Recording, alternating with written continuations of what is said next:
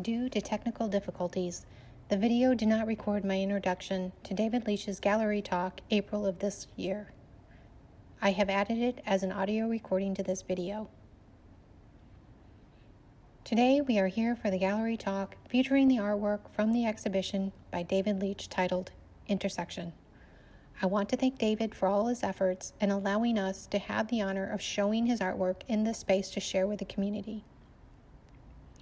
I became aware of David's long-standing and very well-respected place in our community over the course of the last year and a half. David has been very generous with his time and in sharing his experience as an artist. I can say many times it feels like I am able to continue my education through the process of putting together these exhibitions, and that has never been truer than this exhibition. David has been an absolute joy to work with, and once again, the gallery is thrilled to have this caliber of artistry to present to Dayton. Allow me to briefly talk about the exhibition. We featured selected artwork that have evolved over several years. It is the consideration of line taken from everyday objects to explore connection and meaning. This exhibition is a study of converging lines alluding to landscapes, maps, and interior space. From prints, paintings, and multimedia pieces to clay drawings, this exhibition is a great representation of his artwork and who I believe David Leach is as an artist. David Leach was born in Evanston, Illinois in 1946. He received a BA from Bucknell University and an MFA from Ohio University. He is an emeritus professor at Wright State University, having taught studio art there, primarily printmaking and drawing from 1973 to 2003. He served as chair of the Department of Art and Art History from 1985 to 1989. His drawings have been published in conjunction with poetry and prose on numerous occasions, including Wanderers and Other Poems by Gary Pasternak. His work is in the collection, a Museum of Modern Art, the Benicky Rare Book and Manuscript Library of Yale University, the Dayton Art Institute, and the Cincinnati Museum of Art, among several other public and private collections. And a line of text on a page. And those lines also have characteristics very similar and convey the same kind of things that I'm talking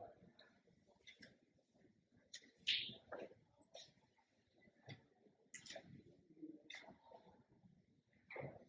So let me just talk about the different themes that I alluded to earlier. They include flora, which in a sense is nature itself, nature's fecundity. These pieces, the chronology goes from left to right, going from my perspective around the room. So the earliest pieces, starting with found flora, the large painting, and continuing along this wall, have a flora or nature reference. As you go around the back end, it starts to get involved with other aspects that Dana mentioned, mapness or journey, the concept of the roads that we travel, the progress we make in our lives. I had an art history colleague many, many years ago that I confided that I really liked looking at maps, literal maps. And she would come back to me every now and then and ask me, have you read any good maps recently? But I do like maps. The first image I ever made after coming to Ohio, to graduate school at Ohio University, was a map of Ohio. Of course, maps are linear, and they overlap and have intersections. So, and from that, the idea of story, of narrative, what I was saying about language, started to creep in for a number of reasons. I have colleagues that I meet with on a fairly regular basis. A group that was started by Chuck Taylor, Glenn Sagulosh is here, and it included many people originally. reading texts, essays, books, critiques, and reacting to them. Now that group is distilled down to just 3 people, Glenn, Chuck, and myself. Jean was part of that group for a long time, but her life got busy. She wanted to make art. And so I enjoyed that, and we have dialogues every other month or so. One is coming up, and we've discussed under Chuck's tutelage. If we're reading Rilke or a German poet, he will give us the the original language translation, and it's very meaningful discussion. And then Richard Baker is here. Richard is the head pastor of Westminster Presbyterian Church, the Church of the Glory and I and others belong to in this group. And during COVID, Richard started a thing called bucket list books, basically classics. And the notion, first of all, we could communicate via Zoom. This is when we couldn't get together physically. But the notion is we don't read the classics by themselves or by yourself. You read with a group. And it's also a much better way to get to books if you're not doing it in the classic school situation where you're reading too many books and taking too little time. So we spend months reading classics together, and a group of drawings in the back there, 3 or 4 of the drawings come from that experience as well. They were in a show called Storytelling that was on the 3rd floor in the Detail Gallery a couple of years ago. And they, in some cases, allude directly to the classics that we were reading. In this case, Dostoevsky's Brothers Karamazov. And I was even Richard coaxed me into doing a unstructured 5 haiku abbreviated version of Dostoevsky. So the final stage has come to a group of drawings that are primarily on this wall right here and here, where the lines tend to open up just a little bit. And when I talk about process, I'll talk more directly about them. But I still have the feeling of the characteristic of the mark, or the characteristic of the line, being the essential sort of guiding light in terms of their content. So, if there are no questions right now, I will go right into the process. How do I make these drawings? I tend to work from small studies, notebook or sketchbook studies. Those are never shown. They're just private, individual explorations of ideas and how the lines move together. I tried to grow them to separate individual drawings. Again, I rarely exhibit them, though 2 are in this exhibition, where I'm getting a kind of a sense of palette, a range of lines, strength of the line, characteristic of the overall drawing. And from that, then I start to develop final drawings. It's not a sense of looking at a drawing and imitating it in any way.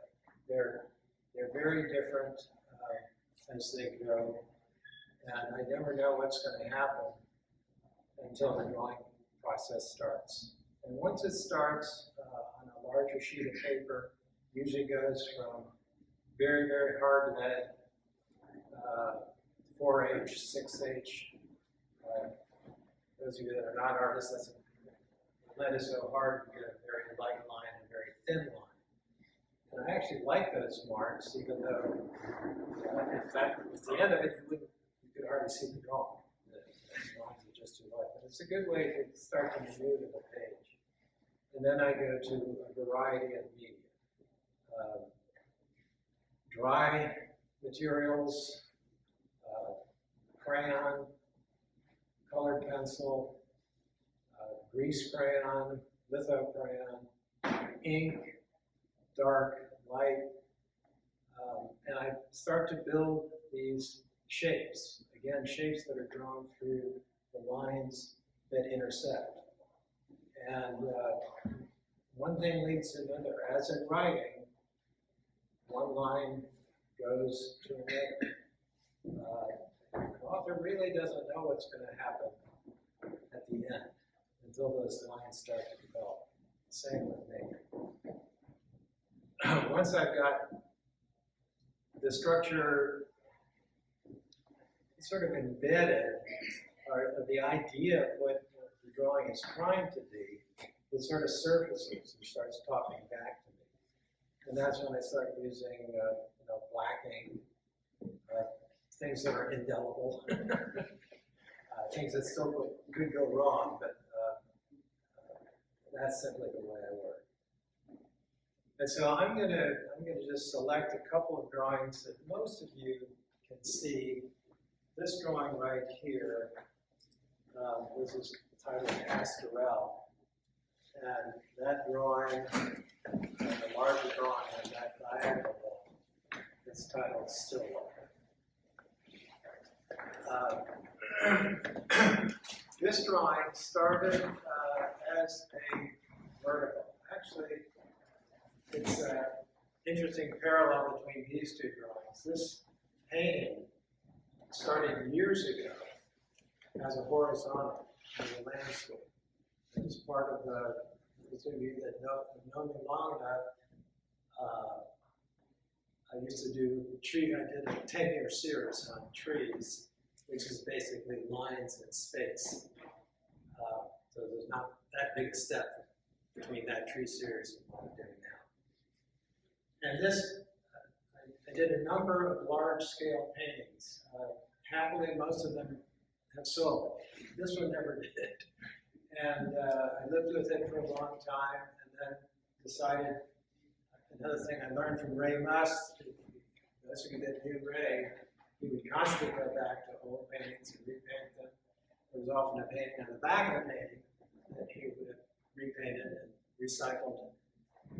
So that was in my mind, and it was also after a trip that Lauren and I took to Costa Rica, and that's when nature was really in my face.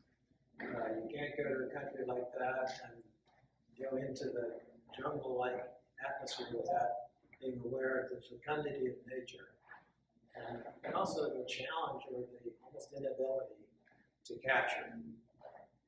And so this became a vertical, oddly figurative alignment.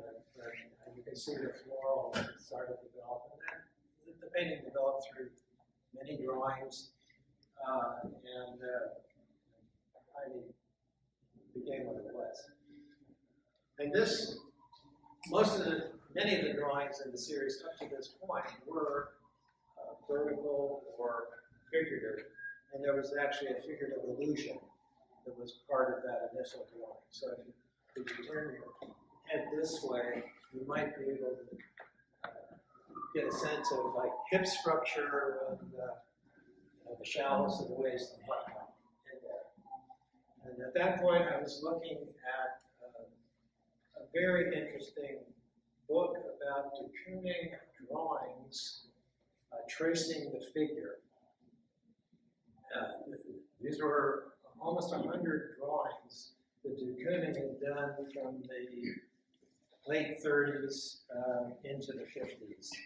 And those drawings presaged his famous women paintings, the large women paintings that really launched his career.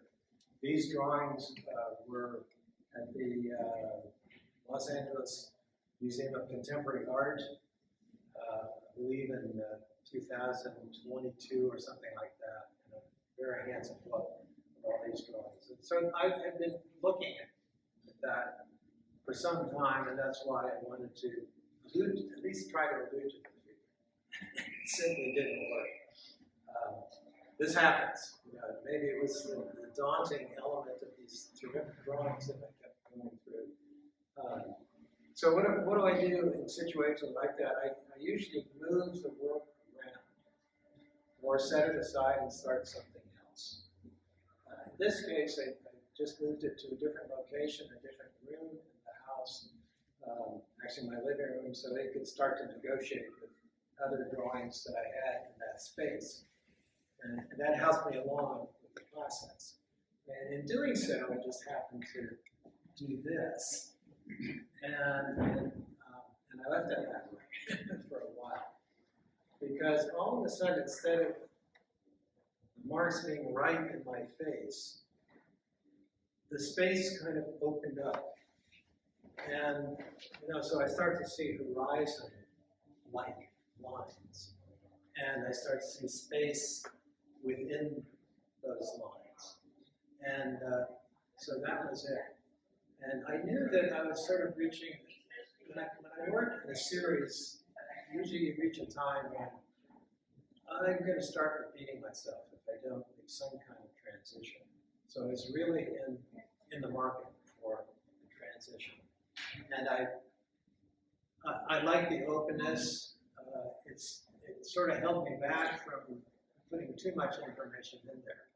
So I liked its airiness, and I continued the drawing, just putting in information that is also typical of me, these hatching marks, which in fact are lines, but they just meld into a shape or a tone or a different kind of weight. And so I see this as some kind of a wintry pastorelle. And the irony, just to end this story, the irony is that the title Pastorelle is a title that de Kooning used in a later painting that is one of my favorites. It's in a private collection, so I've never seen it in the flesh, but it relates to Rosy Fingered Dawn at Louse Point, as we know de Kooning's work. It's one of my favorite pieces. It's in the Stedelijk in Holland and in Amsterdam, and I visit it every time.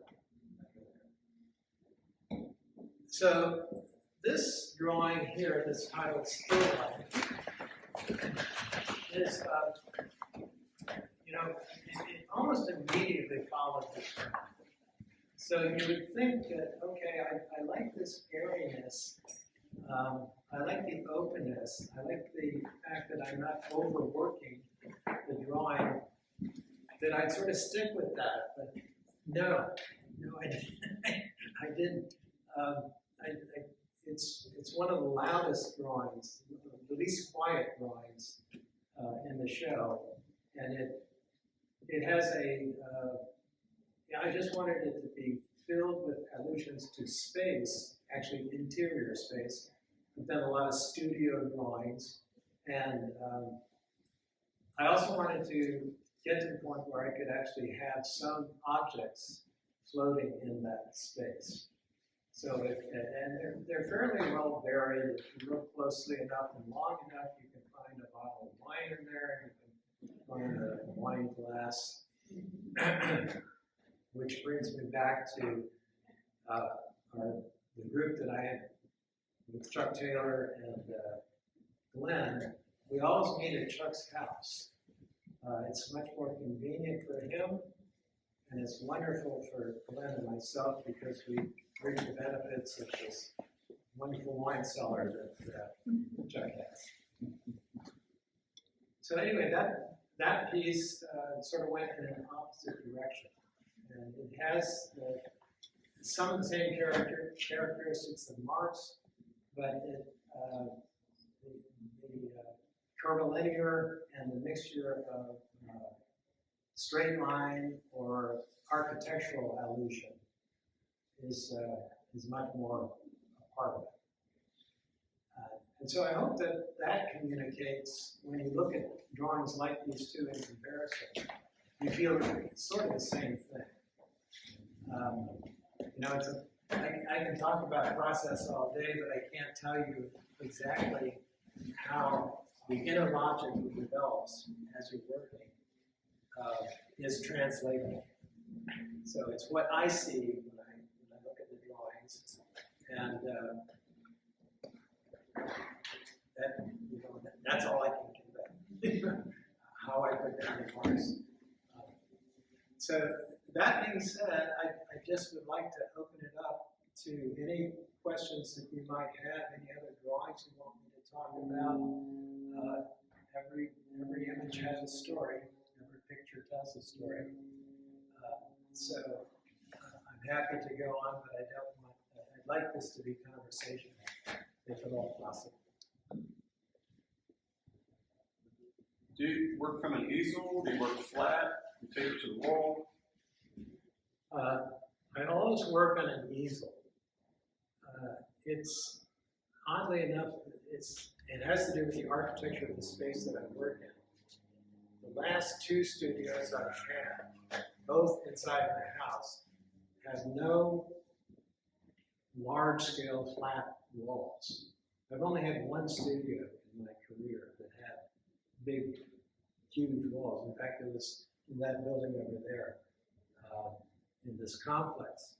But even then, I use easels because I like to be able to move things around. And once things are on the wall, they're on the wall. So I can't maneuver with them as much. And so even large-scale works, a painting like that, I have to use two easels. But that's the way I work. Now, sometimes the drawing is medium to small, and I want to make a vicious mark, and the easel won't support that. I do put it on a surface, and I can really get into it. You mentioned the sketch that you did before. At what point does color enter your thinking in terms of, like, do you have a color palette in your sketching, and then you use that, or do you, how do you come up with your color palette? Well, I have a very limited palette. You might guess that. And I'll talk a little bit more about that later. So there's only certain range to the colors I use. I'm basically a drawer, a printmaker. I like black and white. But that's a really good question because the two studies, there's a study for this drawing in the small room, and there's a study for that drawing called Vessel in the other room too. And the palette is suggested by the drawing. So if I'm doing a doodle or a small rendering, I will use some of the same media that I use in the larger drawings and start to suggest what flavor of color. And again, I'm not slavish. That study will be among dozens of others, but the resulting drawing will, in part, ascribe to the same characteristics of that color. And I also, going back to lines, I like lines that are themselves color. And sometimes those lines are more visible in the studies because on a large scale, you might lose a thinly drawn colored line. There are some in here, and there's some in here. Question. You mentioned that you jump around from work to work. Do you execute an entire work at a time, or are you moving between multiple works?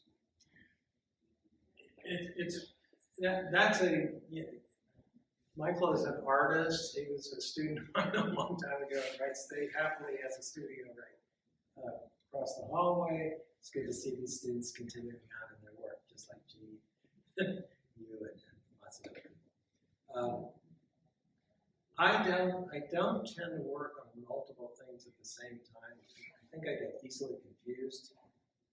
Sometimes I do, like the story I told about changing gears on a drawing. That happens more often than just this one particular piece. But sometimes I just have to put it away and start working on something else, and that something else will get me back to that drawing. But I don't have many things. Some artists do that. De Kooning was a good example. He had lots of things that he was working on simultaneously. I'm not a multitasker. What about the paper, the surface? Okay, good. I'm glad you brought that up. I forgot to talk about paper. Ray must always said to me, why are you a printmaker? Printmakers become printmakers because they love paper. And same for drawers.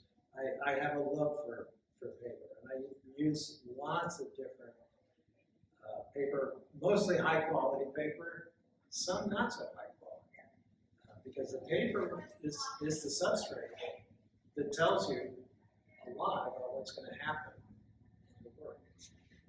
So this drawing right here is on a piece of paper.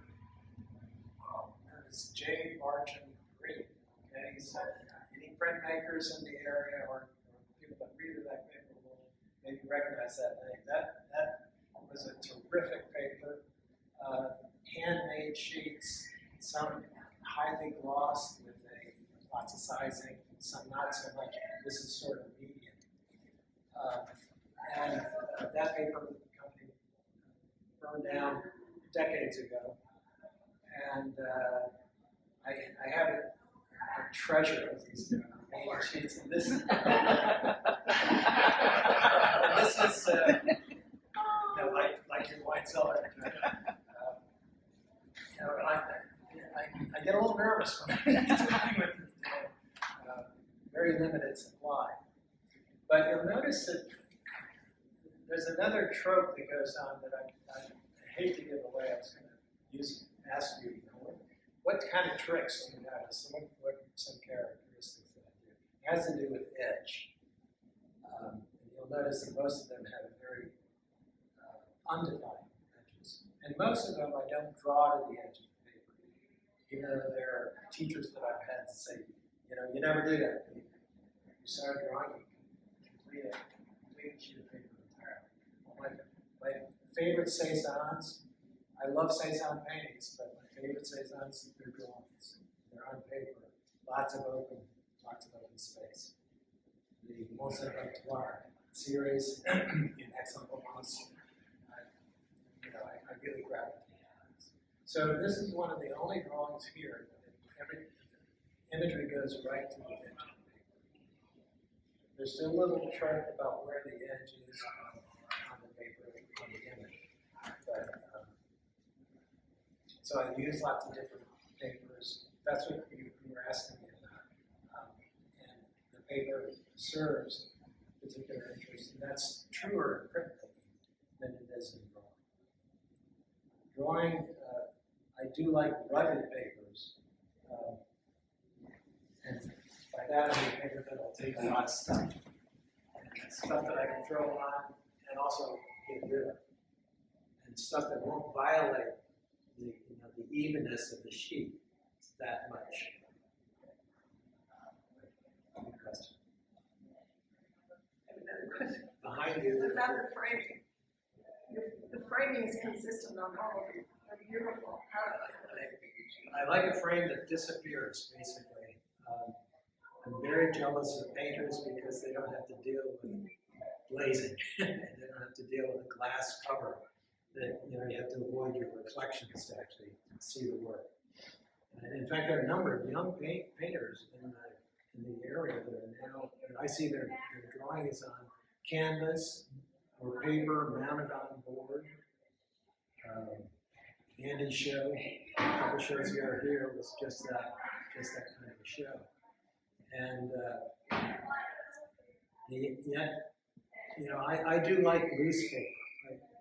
Back to your original question, I do like the fragility of paper.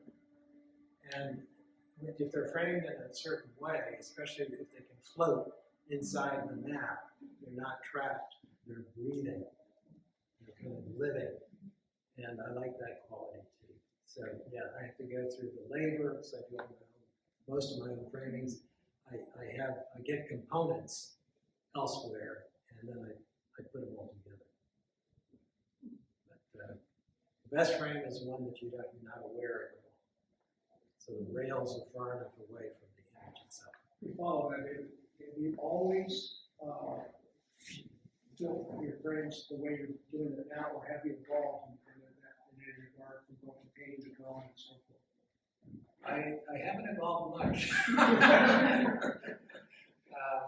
There's a finish that I use, and there's a wood that I use when it's a wood frame. It's usually poplar. It has a nice yellowish gray natural color, and then when I finish it, I glaze it with a pickle finish that just gives it a little bit of whiteness.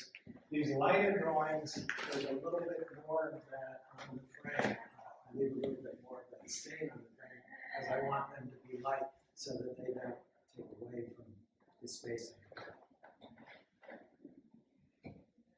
Why is it that it's consistent throughout printmakers' works that the decolled edge is always at the bottom of every piece? Is there a point or a reason to that? I didn't hear there should be a decolled edge all the way around. All the way around. There are on most sheets. Some sheets, when you buy the papers, even though most papers are not handmade anymore, original handmade paper, you had a true decal all the way around. And there's something really beautiful about paper. In the 70s and 80s, there was a kind of a burgeoning field of people that wanted to make hand paper again, handmade paper again, and market it. Twin rocker, those of you that are into papers know about twin rocker in Indiana. And original sheets, you have ray pulp, of course, no wood pulp. And you have a screen, which is, if it's like this, it's called a wove screen, if it's a diagonal weave. If it's chains and straight lines, that's called a laid paper. But they're both molds that you can dip with a frame into a vat that is just filled with pulp. You drag it up, and you have this thick 1/4 inch or more pulp just draining through, and then you couch, from the French verb coucher.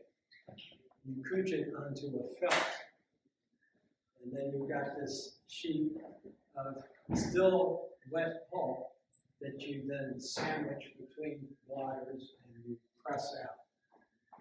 And in the process, your frame that holds the wove or the laid mold, when you lift that frame, the water that sheds out around the edges, that's a true decolled edge. And the way you manufacture that, if you wanted to complete torn or cut paper, is you tear against a straight edge, and you can produce a mock decolled edge. Okay, too much about it. Don't get me wrong. So you've done some sketches, you sit down or you stand at the easel, you have a blank surface. Are these lines reading, are you going from one edge to the other as in a manuscript from left to right, or is it a one? See, this one kind of turns in on itself. Some of them seem to go from left to right or up to down in a grid pattern. How much reverie or mental wandering is going on when you're making these lines? That's a really insightful question, because I want to produce as much reverie as possible. And I like the idea of balance, but I like imbalance as well. So I'm always after a kind of a contrasting dialectic, and that's part of the inner logic that also relates to thinking and writing. And I thought you were going to go to the contrast between straight line and curvilinear line, which grows as you go around the room this way. I'm not sure I'm going to be able to directly answer your question, but I like the question because it puts me in the mode of actually making the drawings. And when this work started, the fecundity and the floral motif, I was really interested in no straight lines at all, and meandering lines totally. Those of you that do drawing and have been in drawing classes, you may have done exercises where you put the pencil on the paper, whatever tool you're drawing with, and you don't pick it up. We probably did that. Yeah, this one's a little like Right. And this whole series is pretty much like that. Of course, there are many others that are not in the show, part of the series. So that meandering for me was nature, because nature meanders in that same way. It's almost uncontrollable. And then I started to think about the relationship of shape to line, and are some of these lines, no matter how much they meander, starting to suggest other elements that want to fix themselves to the canvas or the sheet of paper, or do they want to locate in different regions, just like the lines tend to do. So these were getting a little bit too staid in one sense and too fixed. And I wanted to move back to straight line, and what that alludes to me, that straight line alludes to architecture, to interior, to tabletop, the furniture of our lives, structures that we exist in. Many of you know that my twin brother, who I lost just this year, was an architect, and I've always, he's part of that great cloud of witnesses and shoulders I stand on. And I've always defined myself, personally as through him. But even though I have hardly any architectural skills at all, though I've done a lot of rendering and remodeling of our house, and I can get away with it. But when I allude to architecture, I'm sort of alluding to him and his influence on me. I wanted to ask a question regarding your use of color. This color palette you alluded to earlier about your inspiration from nature, particularly in Costa Rica, in the piece to your left. But a lot of these colors are very muted and pastel-esque, and they have a very soothing quality about them. And the interpretation of nature is obviously subjective. But having been to Costa Rica, what I think about is the very vibrant colors right now. So do you ever paint with brighter colors or draw with brighter colors, or is it always, has this been sort of your palette from the beginning of your career? Excellent question. Very good question. I'm sure other people in the room sort of think the same thing. When you talk about nature, now where's the green? I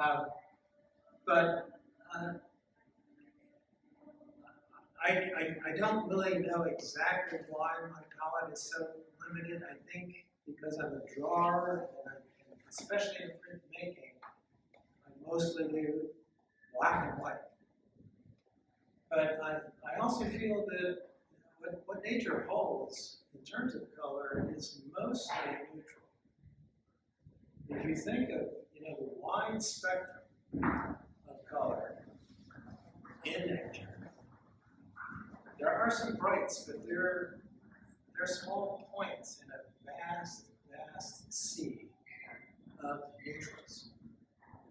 And my experience in Costa Rica was essentially muddy water flowing. You know, we would do these little trips. You're basically, you know, going through the most incredibly frequent, you know, there's just energy, movement, life everywhere. And I'm deviating a little bit from the color issue, but you know, you try to capture that. You know, you have your phone nowadays. Take a picture. Well, that's not it. Take another picture. Nope.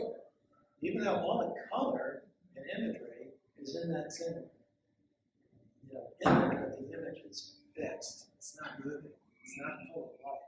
So I started taking videos, and that was at least, you know, like you travel and you have a journal and you notes, you're trying to hold on to the experience. Actually, all art sort of relates to that. But the image and the mood seem to have the life. And so when I'm doing painting, at least in terms of the drawing, I'm trying to capture that ever-flowing movement. Now, of course, images are fixed and quiet. And I'm trying to induce movement. Color can help do that, but I think, at least for me, staying to a neutral palette allows for the flexibility, whereas bright colors will stop you. So they may not be very natural looking, especially compared to a photograph. And I mean a really good photograph, not an amateur. A really good photograph of nature can capture that color. It's a challenging question. David, you mentioned the dialectic earlier, and kind of following on that question a little bit about color, sort of wondering if you could talk about the, you know, both the relationship and the tension that exists in the work, I think, at least the way I read it, you know, between, you know, perception, between the world, and then between the elements of the painting. You know, you began earlier talking about line, you know, and which is both, you know, elusive in some respects, but also at the same time kind of an independent element. And, you know, there's clearly, to my reading, a relationship here, and you've spoken to it, you know, about you know, with nature. But you're not rendering that experience. You know, and so I was wondering if you could just talk a little bit about your relationship, you know, within the work itself, you know, like to nature, to perception, but then also, you know, to this other, you know, taskmaster. Nicely articulated question. A question that's going to be really hard for me to come up with an answer to. But I know what you're asking, and I wish I had, you know, okay, this means this means this means that. But I'll give it a try. This drawing right here, this smallish drawing, it's that I call vessel. Grew out of very simple, almost, I was going to say stupid, but I'm, you know, so simple. You know, the idea, and these are sketchbook drawings. You know, I wanted some kind of containment, some kind of something that alludes to an item in the real world, but not one that I'm looking at. You know, in other words, you know, Greek vase painting and things like that. No, but I am thinking of vessel and containment, substance, and even, as I just said, art historical reference. So, you know, we can go to grapho, the Greek word for drawing and being, from this question. But you're hitting the nail on the head. And that's the kind of mystery of the space that I'm in. So I start by making awkward drawings. Yeah, that's a better word than stupid. Awkward drawings. And then I sort of forget about that and I let the lines do what they're doing. And all of a sudden I see working in front of the drawing almost by accident, not from will. It's something that reminds me, oh yeah, vessel, container.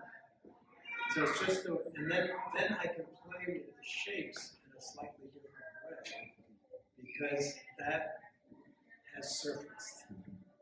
So I'm getting about as close as I can. No, that's great. to try to answer that.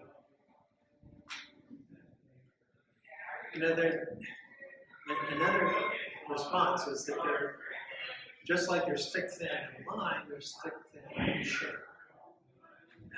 And so this fragileness and steadfastness or weight to varying degrees. Just like they're where do they locate in space? Where does your eye tend to see them? Because you know, again, if you've done drawing and you go, you're doing most of my beginning drawing classes started with ellipses, because that's what I did when I was a student. And of course, you put weight on the bottom of that ellipse, and what happens? It starts to flip. The bottom part comes out towards you, so you're not seeing an ellipse, you're seeing a circle drop back in space. But of course, you can do the opposite, because often a dark line will go back in space, not stay on the surface. So there's a mystery to even that little tiny. What I do, so to finally answer the best I can, is that I just live with that mystery. And then when is it done? Well, in a way, it's never done. The only safe thing with me is to put the drawing in the frame, go Frank that, take it back. Okay, so I think I'm getting a signal. Well, as usual, I think these things can go on for a long time. So, does anybody else have any questions? I just want to thank you all for coming out today. Thank you, David, for this. As usual, I learn a lot in these conversations and these discussions. So, again, thank you. Thank you. If you guys have any questions afterwards, please reach out to Gary or I. So.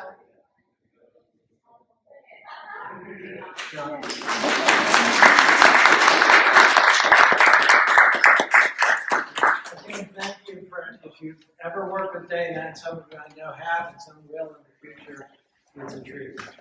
It's really a treat to have people respond to your work and put it up in a very beautiful way. I did have one poem that I was going to read, but for those who didn't want to leave, go ahead.